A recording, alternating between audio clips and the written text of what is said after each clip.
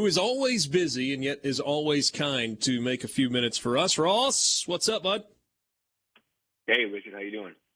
Good, man. Thanks for a few minutes. Obviously, the big off-the-field story right now in the college football landscape has to do with the impending new media rights deal for the Big Ten.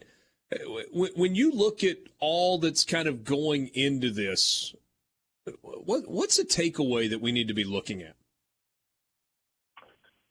The takeaway is, well, I think there's a lot. I think number one, just from the money perspective, we're going to see a Big Ten deal that is going to be, over $1 billion,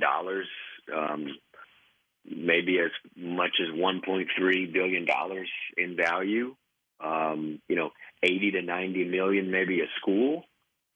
So that's a lot of money that in the SEC's new deal will pay, not quite in the neighborhood, but it'll pay, $70, $75 million probably a school. So you're looking at, two conferences that are separating themselves from everybody else from a TV distribution standpoint. And I think you're looking, as we had talked, I know I've talked on your show before about this, is you're looking at college, at least these two conferences, but maybe all of FBS, in a situation where you can't continue to not pay college athletes to play when schools are making so much money. And so that is certainly a takeaway to this thing. I had a Big Ten college athletic administrator call me this morning, actually, and say basically we got to really seriously look at revenue sharing, with athletes, sharing the TV revenue, which happens in a lot of professional sports. So the one big thing to take away I would say, is probably that. I feel like there's been a little bit of an overreaction, and maybe it's a second overreaction to Kevin Warren. I mean, there were people that just absolutely wanted to write him out on a rail 2 years ago because of the way he handled the COVID situation and the fact that, the Big Ten didn't want to play, and then they had to scramble just to try and figure out a way to make Ohio State eligible for the playoff, and that he was in over his head and he was a buffoon. And it feels like that was maybe a little bit of an overreaction. But at the same time, making him the savior of all of college football in 2022 feels like it's a little bit of an overreaction. This certainly is a great deal, but could you have negotiated the same deal if you had been in Kevin Warren's shoes? You're a smart guy. I'm giving you some credit here, but you get what I'm saying. Well, and I know, I think I see what you're saying, and I think that many in college sports would agree that there's been an overreaction on both sides, that he probably didn't deserve as much blame for 2020 and the situation that transpired with the season cancellation, in that he probably doesn't deserve as much of the credit that he's getting for the richest TV deal in college sports history, and the addition of the LA markets with UCLA and USC. So I think absolutely, I get what you're saying. And I think a lot of people would even say that the addition of USC and UCLA in this big whopper of a TV deal, while Kevin is commissioner and is supposed to have the last, decision, basically the ultimate decision maker, is that a TV network is very much involved up there. Yeah. Fox is very much involved, to the point, and I should say Fox's hub is in Los Angeles. Correct. But also they have been in, Fox representatives have been in all the meetings with other networks that are trying to negotiate to get a part of the package with the Big Ten. So big surprise that ESPN was cut out. Right? Their rival was in the meetings in guiding the Big Ten, and some would say making or having a large influence on the decision. So CBS is fascinating to me, and we get the news yesterday or the day before that CBS, it looks like, is going to jump into this Big Ten. They're going to get a far less attractive package than they had with the SEC. They're not getting the number one game, and some weeks it'll be number two, some weeks it'll be number three.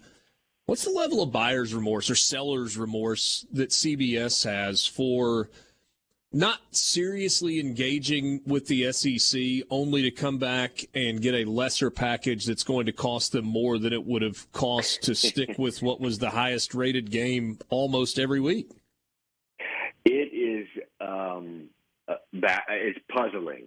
As we have a story coming out tomorrow on SI.com just about all of this that we're talking about. And one person, put it this morning as just puzzling of a decision. And in the only kind of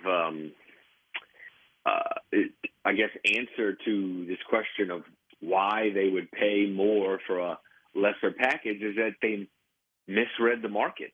Is one TV executive mentioned to me a couple of days ago that CBS misread the market and where the market was going when it was negotiating with the SEC about a year and a half, 2 years ago. And I don't think they saw it getting to this point. But it's here because, like you're right, right. They'll pay roughly $50 million more a year for a secondary package than they would have the SEC's primary package. Now, the numbers around $300 million is what ESPN's paying for the SEC's top game every week per year. Now, if there was a bidding war with CBS, that number may have gone up. But either way, they're paying $50 million more than ESPN is for the secondary Big Ten game. It's head scratching, and hopefully, even though I doubt this happens, is that somebody from CBS will kind of explain what's going on, because it is weird. And I will say this: feelings and politics and all that are involved too, Richard. CBS in the SEC, CBS had the SEC for, I don't remember how long it was, like 15 plus years, under a package that was deemed to be basically like the best TV package for the TV point of view in history. They had basically $55 million a year for the SEC's best game every week, and they were locked into this deal. The SEC was locked into this deal multiple times, including when the SEC expanded the first time with A&M and Missouri. They tried to get CBS to pay them more money. It was way more valuable than $50 million a year, and they didn't budge on it. And I think I think there were some frustrations within the league that they didn't budge, especially when the league expanded. So that may have played a part as well, is that the SEC maybe wasn't interested, or CBS thought the SEC wasn't interested in really seriously considering them. Although I don't necessarily think that's true, but plain and simple, the relationship was hurt there, I think, over the years. Should we read anything to NBC picking up a Big Ten game as it pertains to Notre Dame possibly becoming part of the Big Ten? No, in fact, I think it's really the other way around. Actually, I think this ensures more that Notre Dame will remain independent. I think Jack Schwarber, Notre Dame's athletic director, basically said that publicly today. He said that this was great for Notre Dame, and if you talk to executives and people in the TV industry, they'll say the same. Now, Notre Dame really, they've invested now in college football, which means they're probably going to invest more now in Notre Dame football, because that's what's going to have to happen, obviously, is Notre Dame's deal. The market, kind of like coaching salaries the last couple of years especially, the market has changed. It's going up. Really started with Jimbo Fisher. Now you saw the Mel Tucker and Brian Kelly, Lincoln Riley numbers. Well, the same thing's happening in the TV world right now. It's just skyrocketed. And so now Notre Dame will get more money out of NBC, and Notre Dame will be part of kind of a day-long in a way, a day-long college football package. They won't be the only one sitting out there with NBC. They'll either lead into or follow, probably lead into a Big Ten primetime game. And so I think that Notre Dame is not anytime soon joining a conference. Always good